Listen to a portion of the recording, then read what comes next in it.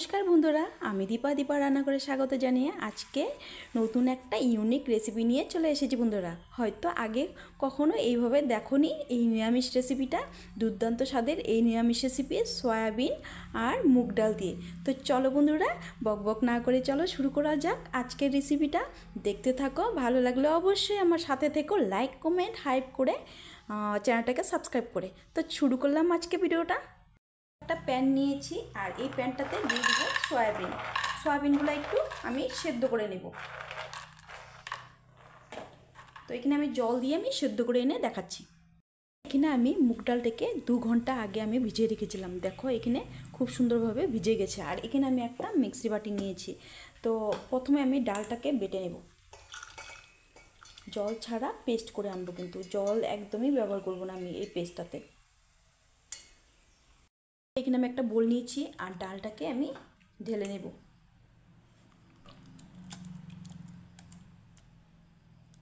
ডালটা দেখো প্লেন করে আমি বেটে নিয়েছি।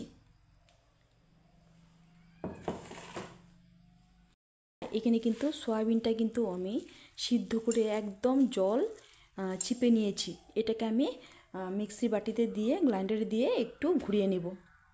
দিয়ে দিব সয়াবিনের পেস্টটা। বন্ধুরা এখানে আমি সবগুলো সয়াবিন কিন্তু পেস্ট করে নিয়েছি আর এখানে আমি ডালের মধ্যে দিয়ে দিলাম।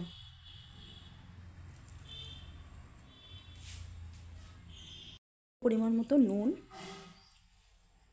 তার জন্য হলুদ, হাফটা চামচ জিরার গুঁড়ো, আর অফ ক্যামেরায় আমি এখানে ডাল বাটার সাথে আদা আর লঙ্কা দিয়েছি। আর দিয়ে দিব হাফটা চামচ ধনিয়ার গুঁড়ো।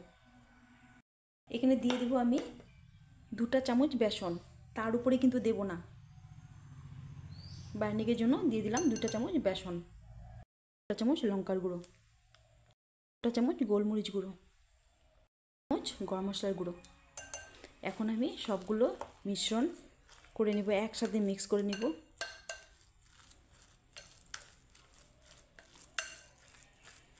আমি অফ ক্যামেরায় এখানে আদা আর লঙ্কা দিয়েছি ডাল বাটার সাথে। এখানে কিন্তু একটু আঠালো হবে, একদম শক্ত হবে না, তাই বলে কিন্তু এখানে আমি বেসন আর দেব না। বেসনটা দিলে কিন্তু এটা একদমই স্বাদ লাগবে না। শুধু আমি 2 চামচ দিয়েছি বাইন্ডিংয়ের জন্য। তো এখন আমি হাত দিয়ে মিক্স করে নেব।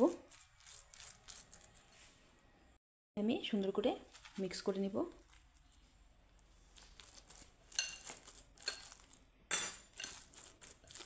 দেখো খুব সুন্দর, কিন্তু এখানে একদম কিন্তু শক্ত করা যাবে না, এমনটাই থাকতে লাগবে আমার এখানে। তো এখন আমি শেপ দিয়ে নিব। তো এইভাবে একটু, এই কোপ্তাগুলো কিন্তু খেতে এতটা দুর্দান্ত লাগে। দেখো আমি এই শেপে দিয়ে নিচ্ছি সবগুলো, একইভাবে এই শেপেই দিয়ে নেব।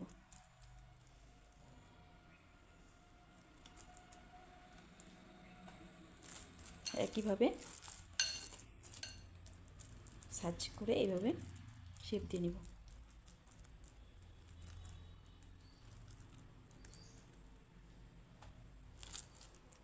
তো সবগুলো করে এনে তোমাদেরকে দেখাচ্ছি, চলো। আর সবগুলো কোপ্তা কিন্তু রেডি হয়ে গেছে, চলো এখন দেখতে থাকো। করে নেবো। এখানে দিয়েছি লঙ্কা আর দিয়েছি একটা টমেটো, একটু পেস্ট করে নিয়ে আসি, চলো। ফ্রাই প্যান বসিয়ে দিয়েছি আর দিয়েছি সাদা তেল। তো এখানে আমি কোপ্তাগুলো একে একে করে দিয়ে দিব।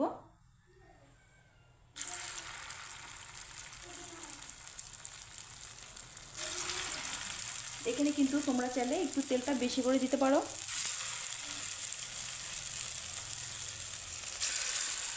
এইভাবে আমি কোপ্তাগুলো দিয়ে দিচ্ছি।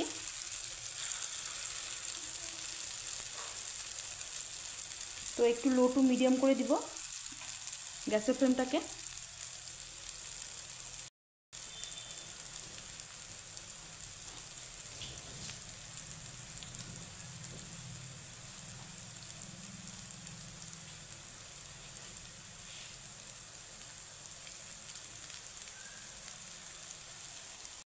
একইভাবে বাকি কোপ্তাগুলো আমি দিয়েছি, লাল লাল করে ভেজে নেব। এই কোপ্তাগুলো কিন্তু শুধু শুধু খেতে খুবই ভালো লাগে চায়ের সাথে। একদম লাল লাল করে আমি ভেজে নেব।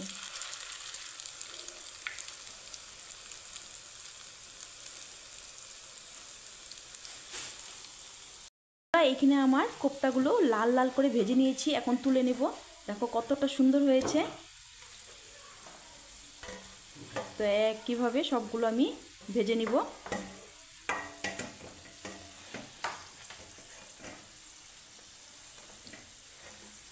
একদম দারুণ মুচমুচে হয়েছে কিন্তু বন্ধুরা। একটা ছিল ওটাও আমি ভেজে নিচ্ছি একইভাবে লাল লাল করে। আমি একইভাবে উঠে নিচ্ছি। দেখো লাল লাল করে ভেজে নিয়েছি, কতটা সুন্দর হয়েছে। এখন আমি কি করব, তেলটাকে কমিয়ে নিব। ফ্রাই প্যানে আমি দিয়েছি তেল, দিয়ে দিব রান্নার তেল দিয়েছি, আর দিয়ে দিলাম একটা শুকনো লঙ্কা, দিয়ে দিব তেজপাতা, আর দিয়ে দিব গোটা সাদা জিরে। তো একটু হালকা ফোড়নটাকে আমি ভেজে নেব। আর এখানে আমি করে রেখেছিলাম টমেটো, আদা আর কাঁচা লঙ্কা পেস্ট দিয়ে দিব।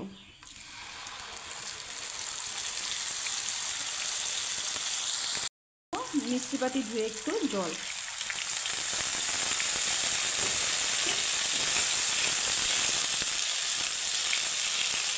তো হালকা কাঁচা গন্ধ চলে যাওয়া অবধি আমি একটু ভেজে নেব মশলাটাকে। এখানে দিয়ে দিব কিছুটা গুঁড়ো মশলা, পরিমাণ মতো নুন, তার জন্য হলুদ, ছোটো চামচের 1টা চামচ ধনিয়ার গুঁড়ো, দিয়ে দেব 1টা চামচ জিরার গুঁড়ো, কালারের জন্য 1/2টা চামচ লঙ্কার গুঁড়ো। মশলা আমি মিক্স করে নেব আর একটু হালকা ভেজে নেব।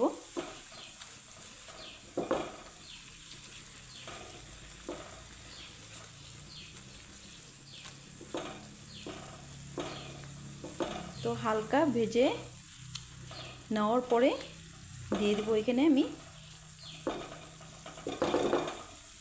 এখানে কিন্তু আমার মশলার থেকে তেল ছেড়ে দিয়েছে। এখন আমি দিয়ে দিব ছোটো বাটি 1 বাটি ফেটানো দই। তো আমি আগের থেকে এই দইটাকে আমি ফেটে রেখেছিলাম। আর এখানে আমি গ্যাসের ফ্লেমটাকে লো টু মিডিয়াম করে দিয়েছি, যেহেতু দই দিয়েছি, না হলে দইটা ফেটে যাবে কিন্তু। তো এখন আমি দইয়ের সাথে মশলাটাকে ভালোভাবে কষিয়ে নেব। তো নিরামিষ দিনে এইভাবে করে অবশ্যই বানাবে বন্ধুরা, খেতে কিন্তু দুর্দান্ত হয় বন্ধুরা। তো মশলাটাকে সুন্দর করে কষিয়ে নেব। 1 চামচ চিনি, তো এখানে টমেটো দই পড়েছে, যেহেতু এখানে টকটা কি ব্যালেন্স করার জন্য আমি 1/2টা চামচ চিনি দিয়েছি বন্ধুরা। তো মশলাটা কষিয়ে নিচ্ছি সুন্দর করে। তো আমার নতুন পুরনো বন্ধুদেরকে অসংখ্য ধন্যবাদ, অনেক অনেক ভালোবাসা আমাকে এতটা সাপোর্ট করার জন্য। যারা নতুন দেখছো অবশ্যই আমার চ্যানেলটিকে সাবস্ক্রাইব করে পাশে থাকা বেল আইকন প্রেস করে দিও, যাতে এই নতুন নতুন রেসিপিগুলো তোমরা সবার প্রথম নোটিফিকেশান পেয়ে যাও। তো এখানে মশলাটা কিন্তু বেশ কষানো হয়ে গেছে বন্ধুরা। এখানে কিন্তু আমার মশলার থেকে তেল ছেড়ে দিয়েছে। তো আমার মশলাটা কিন্তু খুব সুন্দরভাবে আমি কষিয়ে নিয়েছি। এখন দিয়ে দিব গরম জল। এখানে কিন্তু বেশ আমি এখানে মাখো মাখো হবে, তার একটু দিয়ে দেব। তো এখন আমি ঝোলটাকে ফুটিয়ে নিব বন্ধুরা। এখানে কিন্তু ঝোলটাকে ফুটিয়ে নিয়েছি। এখন দিয়ে দিব কোপ্তাগুলো, একে একে সবগুলো কোপ্তা দিয়ে দিব। তো কোপ্তার সাথে আমি 5 মিনিট ফুটিয়ে নেব।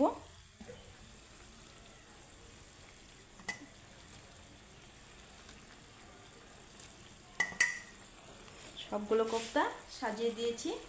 এখন আমি একটু ঝোলের সাথে আমি একটু 5 মিনিট ফুটিয়ে নেব।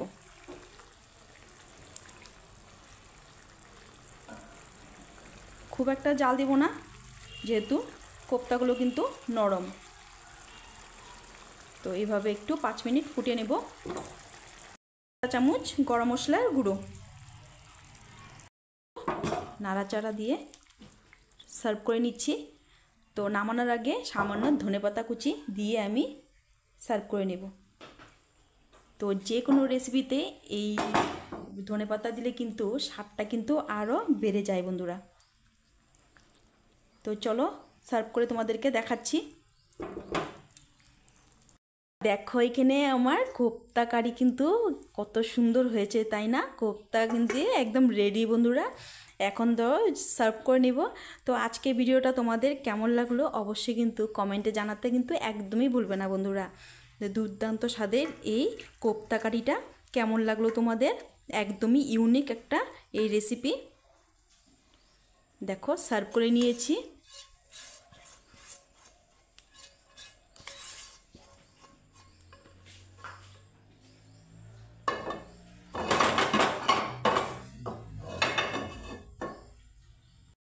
দেখো কেমন হয়েছে তোমরা কিন্তু অবশ্যই কমেন্টে জানাতে একদমই ভুলবে না, আর অবশ্যই করে খাবে এইভাবে করে। তো আজকের রেসিপিটা তোমাদের কেমন লাগলো অবশ্যই কিন্তু জানাবে বন্ধুরা। তো বন্ধুরা লাইক কমেন্ট শেয়ার করে দেবে নিজেদের আত্মীয় স্বজন বন্ধুবান্ধবকে। তো বন্ধুরা আজকের জন্য ভিডিওটা আমি এখানেই শেষ করব। দেখা হবে নেক্সট ভিডিওতে। ভালো থেকো, সুস্থ থেকো, টাটা।